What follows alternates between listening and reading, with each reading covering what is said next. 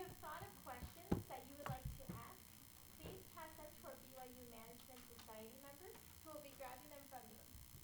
Ann Springer will be our moderator and will be asking the questions to our panelists. At this time, I would like to introduce our panelists for this evening. We have Demarie Carter. She was raised in Mesa, Arizona, and played collegiate volleyball for Eastern Arizona College. She served as Spanish-speaking mission in Washington, D.C. She is currently a business major at BYU Hawaii and won second place at the Empower Your Dreams 2016 competition. Additionally, she is a business owner and entrepreneur who started Cactus and Coconuts LLC, a jewelry company. To her right is Julie Fair. She is currently serving a mission with her husband at BYU Hawaii in the Hospitality and Tourism Department. Julie played college basketball and volleyball at Rich College and volleyball at the University of Utah. She loves sports and winning. She graduated with a bachelor's degree in nursing at BYU. Together with her husband Keith, they started a property rental company and a family entertainment center in Rexburg, Idaho. To her right is Kathy Pu'ulotu. She was born and raised in Laie, Hawaii, and is a Kahuku Red Raider for life. She is married to Matu'u Pu'ulotu and has 4 children. Her father and father-in-law both came to Laie from Tonga as labor missionaries to build a Polynesian Cultural Center and additions to Church College of Hawaii, and as well as the Laie Temple. She works as the Institutional Research and Assessment Manager here at BYU Hawaii. And finally, we have Jennifer Chan. She was the outstanding graduate from BYU Hawaii's accounting program in 1999. She obtained her master's degree from the University of Nevada in Las Vegas and earned her doctorate from the University of Central Florida. Professor Chen joined BYU Hawaii's accounting faculty in 2005. Since then, she has received several awards, including the Exemplary Faculty Award. Professor Chen and her husband Mike have 2 children and 1 granddaughter.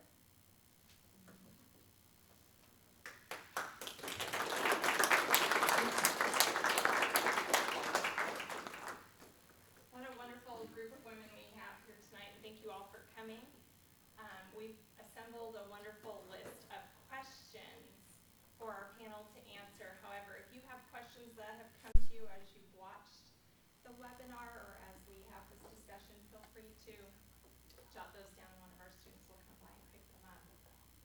I'd like to start the discussion with some of the information that maybe wasn't covered in the webinar, because she covered a lot of great areas. But I would like to hear from whoever would like to go first on our panel. How do you make time for yourself?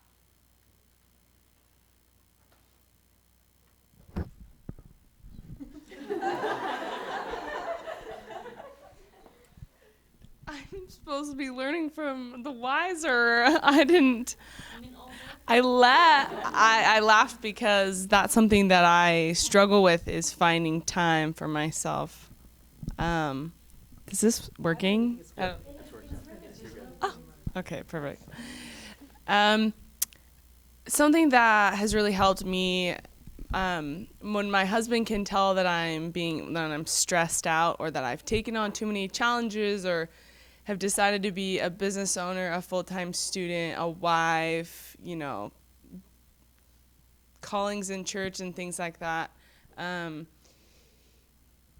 I loved what she said, and my husband says the same thing about being happy in the moment, and life's too short. And life is always changing. So if you live in the moment and you choose what makes you happy now, and choose to, not be stressed out about things, and take time for yourself, take some beach time. Like today, I had a really, really stressful law test that I had to take, and I went and took my study materials to the beach, and I went and sat on the beach for 3 or 4 hours and studied law, but I was also relaxing, and I sometimes end up multitasking too. So that's what helps me. Anybody else? For me, I try to take time for myself doing the things I like to do, but also I try to multitask that. So I like to make costumes I'm a novice. I just like this just for fun. But so I will make my kids Halloween costumes or volunteer to help make May Day costumes or something. And so people will ask, why are you doing that? It's so much work, but they don't know that's my little me time for, I want to try figure out how to sew this together or, how to paint something. I try to make my hobbies and the things I want to do kind of multitask onto something else that's needed in my family. That's one way. And I also try to exercise, but sometimes that I don't do that. But that's another way for me time. Next question would be, how do you accomplish career goals and family responsibilities?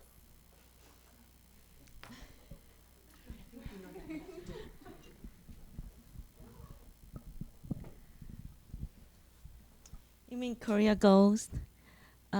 Actually, I did not set any goals for my career. My goal is I do whatever is best I can do, and then take it from there.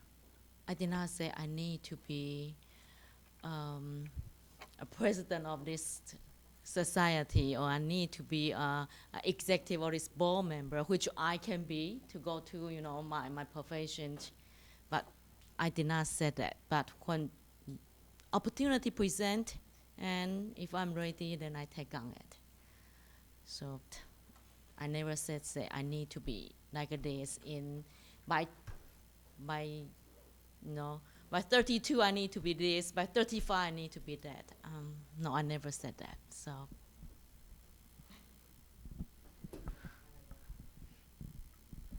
I think you need to listen to the Spirit. Heavenly Father knows what you need more than what you might think you need. I mean, I graduated in nursing, and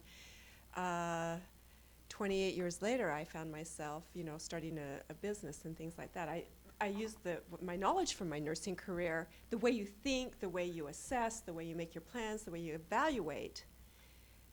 It rolled over into my business, but it was like, it's very important that you listen to the Spirit and take the direction Heavenly Father tells you to go. What the direction you intended might not actually be where you end up, and make sure your family and your support system is with you on it, because it's hard to do it by yourself. You don't ever want to do it by yourself. Next question, what are the biggest challenges you faced in launching your career, and how did you overcome those challenges?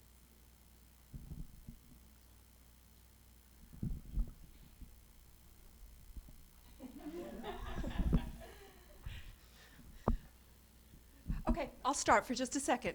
One of the biggest challenges I had was going back into the workforce, because I stayed home with our 6 children until I was 42, and then decided we as a family decided to do a family business, and all of a sudden it was scary going right back out into the workforce. But I mean, I had a lot of skills, but convincing people that I knew how to shave a cow with a straight back that could sell at the state fair was kind of a little bit of a crazy thing. But that was really it was a selling point for one of my employers. And then I knew how to wash a pig. That is really cool for the state fair. But it gave me something to talk about. It was a little bit different. And it was okay. And we learned about marketing from 4-H, that kind of stuff. I'm sorry. Anybody else? I am a full-time student, so I haven't launched a career yet. But something that is it the biggest challenge in launching your career? Or any challenge you're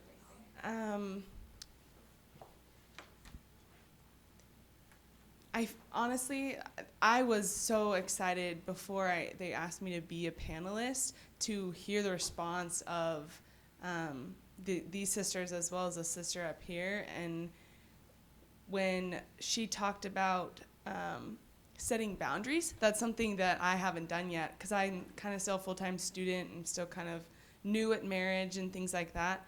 And I think that's the best advice. Like, that's for the challenge of not knowing.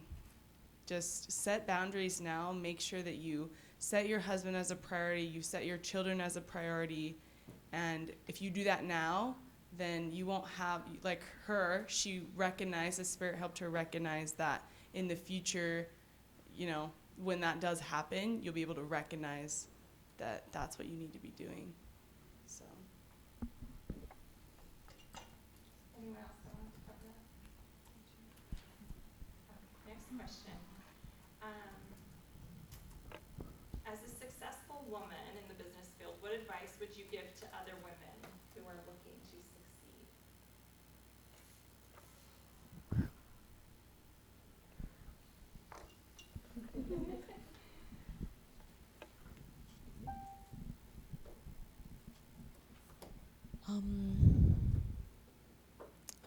I think if you are still single, find your strength. That's how I feel. How can you compete with others unless you build on your strength and your unique quality? Then, if you are married, and make sure you have a very supportive spouse. You know, I think a successful story is, for me, is a family story. We need to work together. For example, doing family home evening is just so important for my family. Now, only because we follow what church's program. Really, it's the quality time we get our families together. Then, a very important aspect of family home evening is calendar time. We check our calendar.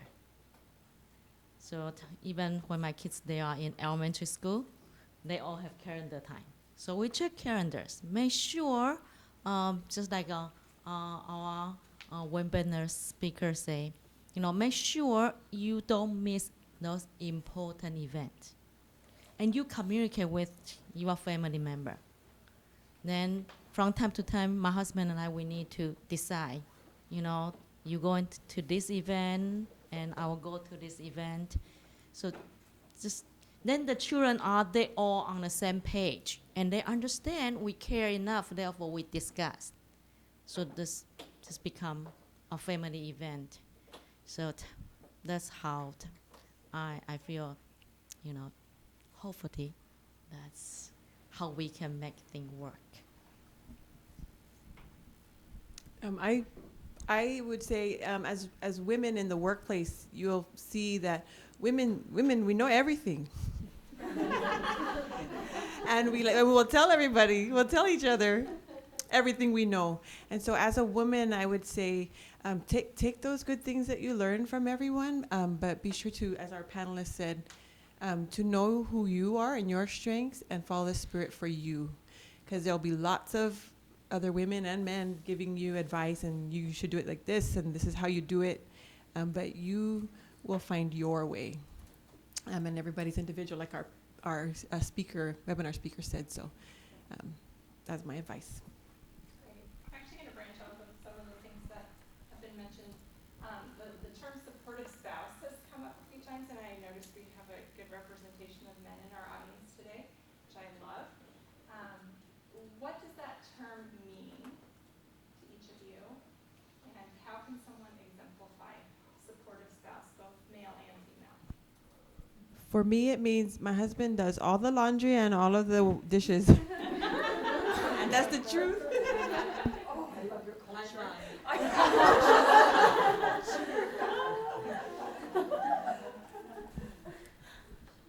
You know, again, come back to build on our strengths. So we need to make a decision. My husband cook or I cook? And the voice, mommy cook, mom. So I cook.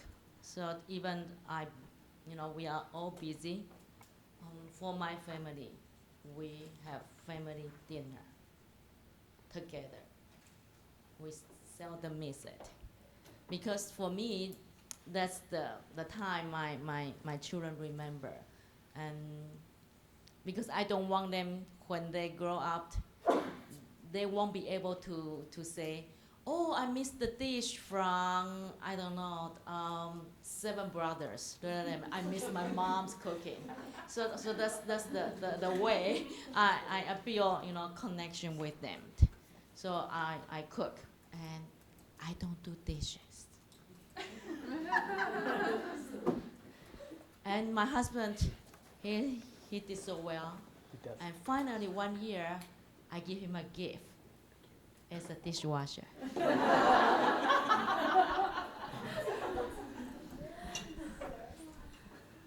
That is so awesome your husbands do that. I think it's all about teamwork. It really is. It's all about teamwork. You're all trying to go to the same place, your family's trying to make it to the same place, and you don't go at the same speed, but you support each other the best you can. Can I, from the last question about what advice I would give to people, and then I'll go to the spouse one. It's like my favorite, and it's talking about my husband. But if I could give any advice, dream big. Have high expectations for yourself. Don't set low expectations because you can already meet them. Like, there's so many women, especially in this world, that just don't have confidence. And if I could do anything with my life, I would want to help other women gain the confidence that Heavenly Father wants us to have. Confidence is something that I've always had my entire life, and ever since I was a little girl, and I don't necessarily know where it comes from. I think it's a gift from God, but I know that if you pray for it, Heavenly Father will help you develop that confidence to be a woman living in this day and age, and the challenges that come because they're so different from our parents. But dream big and just know that you can do it, and if you need help knowing you can do it, just come find me and I'll come pump you up. Because there's too many women are too hard on themselves. And I see it in myself. It's just a normal woman trait, but you can do it. Like, you can do anything you want to do. I set my goals and sights so high. Little story, I used to be a flight attendant for U.S. Airways as they were merging with American, and I wanted to be a flight attendant, and so the day of the recruitment, they flew me down to the state that we were in, and there was 60 people, about this many people in a room. And I was like, what the heck am I doing here? Like, there's no way I'm gonna get this job. And I was like, well, just be myself and have a little bit of fun. And that's all they needed. And they picked like 4 of us out of that group to like move on to the next process of the interview process. And you can do that too. I know you're all looking for jobs. You guys are all students. And if that's something that you want, take it and start now while you're in school finding your employer or finding the person or, with the company that you want to be with. Okay, to my husband. He does all the cooking in my family, luckily, in my house. But kind of like what they all said, just it's teamwork. Our first year of marriage was a little difficult because we focused on ourselves and what we wanted and what we needed out of the relationship in a marriage. And I know you're all young, you're engaged, just newly married, or going to be married soon. And that's something that I wish that I just had to learn the hard way. And if I could say anything, it'd be teamwork and start looking at them, finding out what their goals are, and making them just as important as your goals, and then you'll see that both of you are gonna want each other's goals to be accomplished, and that's how you can work together. That's actually a perfect segue for